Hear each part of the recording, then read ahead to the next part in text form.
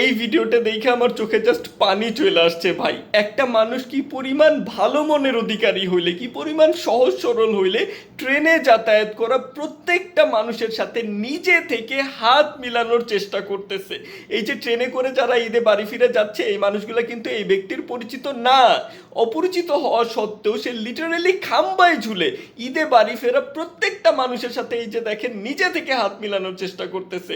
অথচ ট্রেনে থাকা মানুষগুলো কি পরিমাণ পাথর দিলের একবার ভাবেন। এই যে বান্দাটা খাম্বায় ঝুলে তাদের সাথে হাত মিলানোর চেষ্টা করতেছে, অথচ ট্রেনে থাকা মানুষগুলো তার সাথে হাত মিলাচ্ছে না। লিটারেলি অলমোস্ট সবাই আসলে তাকে ইগনোর করে চলে যাচ্ছে, কেউই ঠিকঠাক মতো তার সাথে হাত মিলাচ্ছে না। তারপরও বান্দা আসলে হাল ছাড়তেছে না, সে খাম্বায় ঝুলে হলেও প্রত্যেকটা মানুষের সাথে হাত মিলানোর চেষ্টা করতেছে। মানুষটা বোধহয় খুব একা ভাই।